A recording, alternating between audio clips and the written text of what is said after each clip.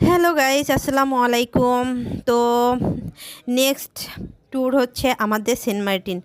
তো দেখেন, আমরা সকালে উঠে চলে আসছি, মানে একদম অটো রিজার্ভ করে চলে যাচ্ছি, যে এইখান থেকে সেন্ট মার্টিনের মূলত জাহাজটা ছাড়ে ওইখানে আমরা পৌঁছায় গেছি। তো এইখানে বলতে যে কি বলে, আমরা ভোর 5টার সময় রওনা দিছিলাম, যার কারণে আমাদের বেশি সময় লাগেনি, চলে আসছি এইখান থেকে। আর আমরা যেহেতু কক্সবাজার ছিলাম, যার কারণে কোনো সময় মানে অতটা আমাদের মানে কষ্টও হয়নি। তো এইখানে আমরা একটা ভুল করছি, সেটা হচ্ছে আগে থেকে কোনো আমরা টিকিট কাটিনি, যার কারণে এখানে টিকিট যেটা পেয়েছিলাম সেগুলো আসলে কি বলবো, অনেক দাম চাচ্ছিল। আর মানে এদের হচ্ছে দেখে মনে হচ্ছিল যে মানে ফর্ট এরকম টাইপের। তো পরে আমরা কি করব, পরে আমরা টিকিট না নিয়ে চলে আসছি। তো এইখান থেকে আমরা মানে অনেক করলাম, ঘোরাঘুরি করলাম টিকিট মানে নেওয়ার জন্য। তো আমরা কোনো টিকিটই পাইনি। আসলে সেন্ট মার্টিন যেতে হলে অবশ্যই আপনাকে আগে থেকে টিকিট মানে বুকিং দিয়ে আসতে হবে, না হলে কিন্তু আমাদের মতো মানে খুবই দুর্ভাগ্য হবে। তো কি করব, এর কারণে আমরা কক্সবাজার থেকে ডলফিন মোড় থেকে এই তো রিক্সা নিয়ে চলে আসছি। ব্যাক করতেছিলাম, যেহেতু আমাদের কক্সবাজার ট্যুর শেষ, আমরা এখন চলে আসতেছি। তো ভাবতেছিলাম যে সেন্ট মার্টিন, খুবই ইচ্ছা ছিল সেন্ট মার্টিন যাওয়ার। তো মনটা খুবই খারাপ, যেহেতু সেন্ট মার্টিন যেতে পারি নাই। তো এইভাবে আমরা চলে আসছি। তো ভাবতেছিলাম চট্টগ্রাম যাব। তো এইখানে যেতে হলে অবশ্যই আপনাকে বাস কাউন্টারে যেতে হবে। তো এইভাবে আমরা বাস কাউন্টারে যাচ্ছিলাম। তো দেখি বাস কাউন্টার থেকে আমাদের চট্টগ্রামের ভাড়াটা কত নেয়। আর আমাদের কপালে কি আছে, আসলে আমরা চট্টগ্রাম পৌঁছেছি নাকি অন্য কোথাও গিয়েছি, সেটা অবশ্যই দেখতে হলে এই ব্লগটা শেষ পর্যন্ত আপনারা দেখতে থাকুন। আর অবশ্যই এটার মধ্যে অনেক একটা সারপ্রাইজ আছে, অবশ্যই অবশ্যই দেখুন, মজার একটা সারপ্রাইজ আছে। আর এটা হচ্ছে ভিডিও শেষে আপনারা বুঝতে পারবেন যে আসলে আমরা কক্সবাজার থেকে চট্টগ্রামে গিয়েছি নাকি অন্য কোথাও গিয়েছি। তো আপনাদের ভাইয়া বলতেছিল যে চলো সাজেক যাই, কিংবা বান্দরবন যাই, কিংবা রাঙামাটি, যে কোনো একটা ওর মানে প্ল্যান ছিল। তো আমার না মানে সেন্ট মার্টিন যাইতে পারি নাই, যার জন্য আমার হচ্ছে খুবই মানে খুবই মন খারাপ। আমার খুব ইচ্ছা ছিল যে আমি সেন্ট মার্টিন যাব, গিয়ে আমার মনের মানে কি বলবো, খুবই ইচ্ছা ছিল, যার কারণে মনটা পুরাই ভেঙে গিয়েছে। তো যাই হোক, ভাঙ্গা মন নিয়ে আমরা মানে আমি চলে যাচ্ছিলাম বাস কাউন্টারে।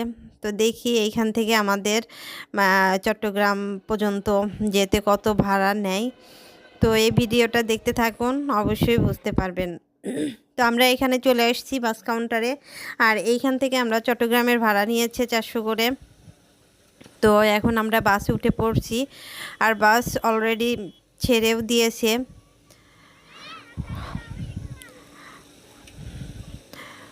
তো এইখানে মানে জার্নি করতে করতে এমন অবস্থা, মানে কি বলবো, বাসে উঠতে ইচ্ছা করতেছে না।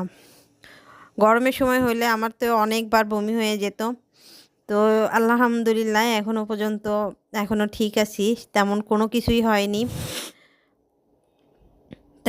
যাচ্ছিলাম আর মানে খুবই ভারাক্রান্ত মন নিয়ে রাস্তার দিকে তাকিয়ে তাকিয়ে দেখছিলাম যে আসলে কেমন লাগে এইখানকার মানে পরিবেশটা অন্যরকম, একদম মানে বাংলাদেশের শেষ প্রান্তে যেটা বলে, এই যে জঙ্গল টঙ্গল ভরা, একদমই খুবই ভাল লাগতেছিল।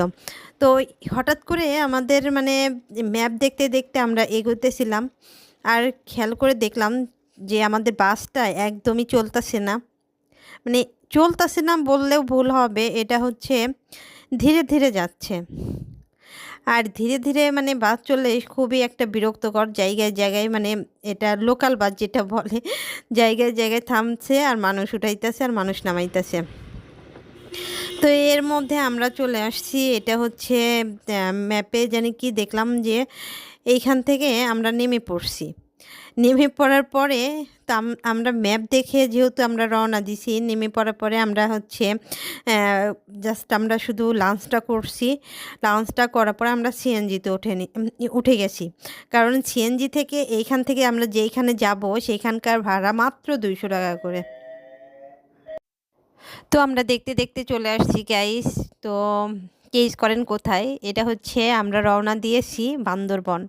কারণ আমরা ম্যাপে যেটা দেখলাম যে কক্সবাজার থেকে চট্টগ্রাম যাইতে যত সময় লাগবে তার থেকে বান্দরবন যাইতে একদমই কম সময় লাগবে।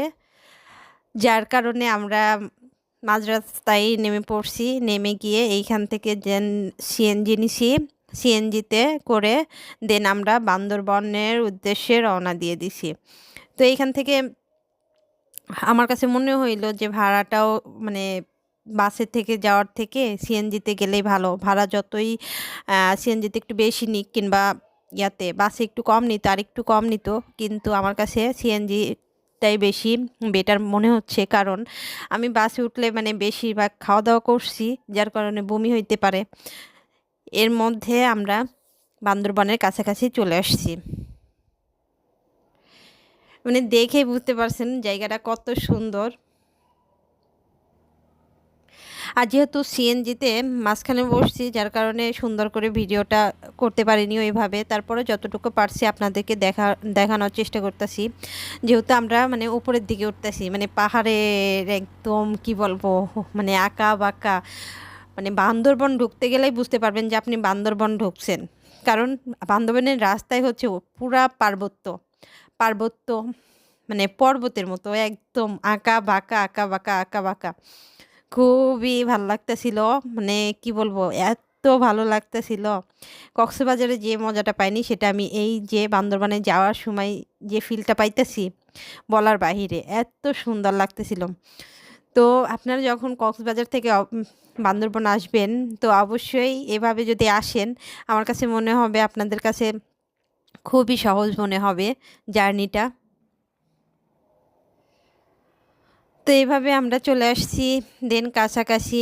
তারপরে আমরা একদম গিয়ে নামবো হচ্ছে বান্দরবন জেলার হচ্ছে বাস স্ট্যান্ড যেইখানে, সেইখানে আমাদের ওই নামাই দিবে। ওইখান থেকে দেন আমরা হচ্ছে কোনো ইয়াতে উঠবো না, একদম ডাইরেক্ট বান্দরবনে গিয়ে আমরা হচ্ছে কি বলে হোটেলে উঠবো। তো আমরা এবার প্রথম আসছি বান্দরবনে, যার কারণে আমাদের মানে কেমন খরচ হবে সেটার প্রতি মানে আমাদের কোনো আইডিয়া নেই। তারপরে যতটুকু বুঝতে পারছি আমার মনে হয় কি বেশ মোটামুটি একটা দামের মধ্যেই সব কিছু কাভার হয়ে যাবে ইনশাল্লাহ। দেখছেন হাইওয়ের রাস্তাগুলো কত সুন্দর, মানে সাইড দিয়ে যে বন জঙ্গলগুলো দেখা যাইতেছে কত সুন্দর লাগতেছিল। আর এগুলো হচ্ছে চাঁদের গাড়ি, এইখান থেকে আপনারা দেন বিভিন্ন পর্যটক কেন্দ্রে যেতে পারবেন। ওই যে পাহাড়গুলা কত উঁচা উঁচা, এত মজা লাগতেছিল। তবে হ্যাঁ, বান্দরবন আসতে গেলে অবশ্যই আপনার পাস মানে ইয়া লাগবে আইডি কার্ড। মেন যে আইডি কার্ড ওইটা আপনাদের সঙ্গে রাখতে হবে, না হলে কিন্তু আপনাদেরকে জায়গায় জায়গায় পোস্ট থাকে, সেগুলো চেকিং করে। তো আমরা হচ্ছে যেহেতু প্ল্যান ছাড়া আসছি, আমার আইডি কার্ডটা আমি নিয়ে আসতে পারছিলাম না। তারপরে একটা সিস্টেম করে আমরা সেটা হচ্ছে কাভার করে ফেলছিলাম।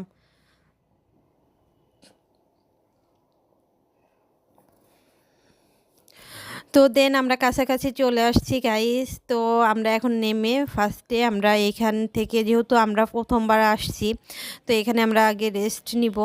এইখানে ঘুরে দেখব বান্দরবন এরিয়াটা, মানে বাজারটা, শহরটা একদম পুরা শহরটা আমরা ঘুরে ঘুরে দেখব। তারপরে কোথায় কি আছে সেটা আপনাদের সঙ্গে অবশ্যই শেয়ার করব। কোথায় কোথায় বান্দরবান মানে কোথায় কোথায় আমরা ঘুরছি সেগুলোই আপনাদের সঙ্গে শেয়ার করব। আর কেমন খরচের মধ্যে হবে সেটাও আপনারা ভিডিওর মধ্যে অবশ্যই জানতে পারবেন। তো গাইস আজকের ভিডিওটা এই পর্যন্ত। আপনারা যদি আমার ভিডিও ভালো লেগে থাকে অবশ্যই আমার চ্যানেলটা সাবস্ক্রাইব করে দিবেন। আর এই তো দেখতে পাচ্ছেন আমরা মূলত এইখান থেকে হোটেলটা নিয়েছিলাম, যাতে এইখান থেকে সব কিছু পাওয়া যায়। তো নেক্সট টাইমে আবার দেখা হবে নতুন একটা ব্লগ নিয়ে।